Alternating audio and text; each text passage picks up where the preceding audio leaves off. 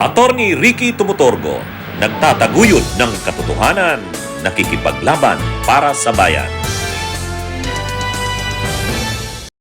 Alam nyo, tiningnan ko yung subpina kila Sara Duterte at Mans Carpio, at sinubpina ang SEC, Securities and Exchange Commission, sinubpina ng ng Justice Committee. Ang dami palang ari-arian nila Sara at nila Mans Carpio, mga kabunyog. Ito, tingnan nyo to. Matindi.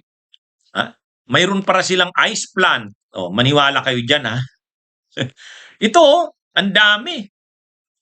Ang dami palang ari-arian. Negosyo lang to, Hindi ito yung mga bank deposits. Mga mga negosyo. At ang sinubpina dito ay ang Securities and Exchange Commission. Mayroon pala silang mga restaurants, mga food chains, mayroon sila. Baka nga mayroon silang mga franchises ng Jollibee. Mayroon silang bistro, mayroon silang pag-aaring bistro. Ayan matindi to, mga kabunyog. Mayroon pa silang mga pag-aaring ice plant. Mayroon pa silang pag-aaring fisheries. Mayroon silang fisheries business. Mayroong ice plant in cold storage. Mayroong security and investigation agency. Mayroong shipping and marine services.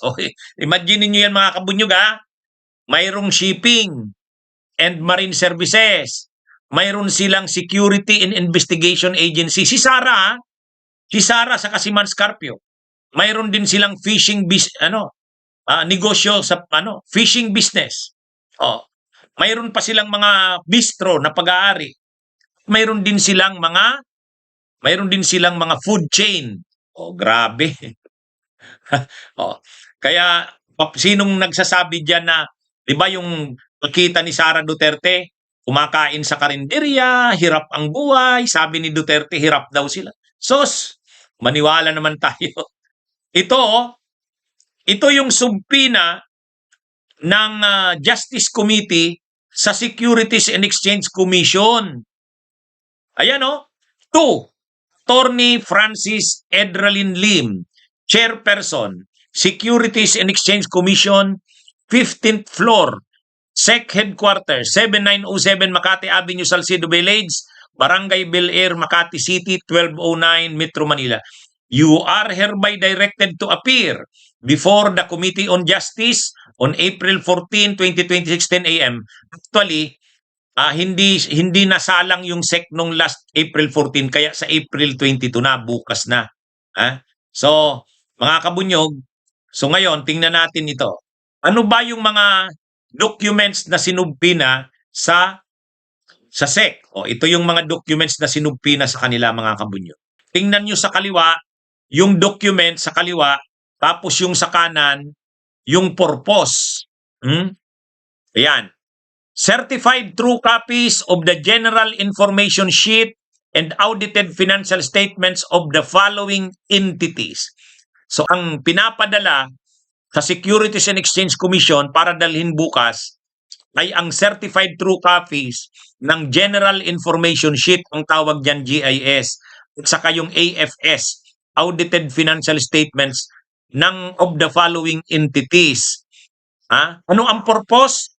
To identify and authenticate the general information sheets and annual financial statements of the companies affiliated with Vice President Sara Zimmerman Duterte and her spouse Manasseh Carpio, and to establish the authenticity and accuracy of such corporate records as well as to testify thereon. So, ang pinaka-purpose, pinapadala ang mga general information sheets at saka yung audited financial statements ng mga companies na associated or affiliated kay Sara at kay Mans Carpio. Ito yung mga pinaniniwalaang pag-aari nila. Isa-isahin natin sa kaliwa. Metro City Chow Foods Corporation, formerly City Hall King Chow Foods for the years 2007 onwards. GenCorp Industries Incorporated, formerly Times Square, B Corp Foods Corporation, and Great Jolly Times Food for the years 2021 onwards. Carpio Lawyers, formerly Carpio Duterte for the years 2007 onwards. 888 Bistro for the years 2021 onwards. Kali 88 Foods Corporation for the years 2021 onwards. Baka mga franchises ito ng Jollibee, ah. Ha? Di ba yung anak ni Pulong, mga kabunyog, naalala nyo yung si Omar, yung mataba na anak ni Pulong, ang mga hawak naman ng mga negosyo sa Davao, kung ilang branches ng ano yun, ha? Ng ano yun, yung anak ni Pulong, yung dating kapitan ng isang barangay, tapos ngayon ay congressman na, yung ano, Omar Duterte. Ang daming mga ano noon, mga branches ng 7-Eleven, di ba? Oh, ito naman palang sila Sara, ito naman palang si Sara at si Man Scarpio, nasa food business pala ito. Baka marami itong mga hawak na mga prangkesa ng Jollibee, ha? Ha? Ang dami noon, binasa natin kanina. Ito pa, ha? Ito pa mga kabunyog, aside doon sa mga sinabi natin kanina. O, dagdag pa ng mga properties na pag-aari nila Sara Duterte. Madayaw Fisheries Corporation for the years 2021 onwards. O, may Fisheries Corporation pala sila. Mati City Ice Plant in Cold Storage for the years 2023 onwards. Amyanan Shores Incorporated for the years 2023 onwards. Geometry Security and Investigation Agency for the years 2023 onwards. And Cable Tow 88 Shipping and Marine Services Incorporated for the years 2024 onwards.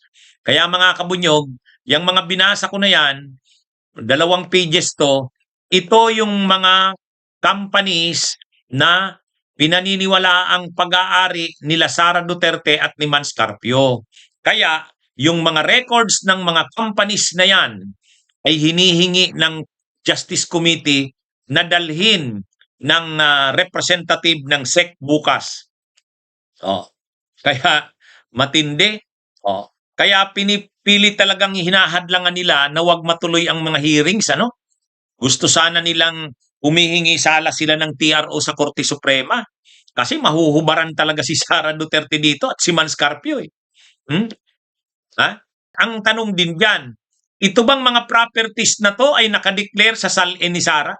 Baka naman may mga hindi pa diyan nakadeclare.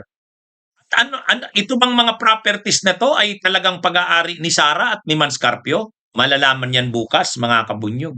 Magkano ba ang assets ng mga properties na yan? Nandun yan sa audited financial statements. Ha? Oh, kaya bukas na mahuhubaran si Sara Duterte saka si Man Scarpio. Kaya si Man Scarpio pilit na hinahadlangan na huwag mabuksan ang kanilang mga negosyo. Ay kaya lang hindi naman pwede kasi impeachment ito.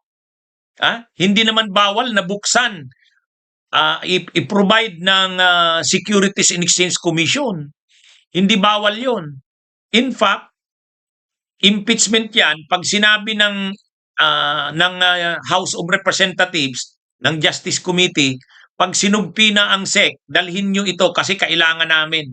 Mayroong impeachment na final dito, pakidala ng mga records na yan. O, walang magagawa dyan ang SEC.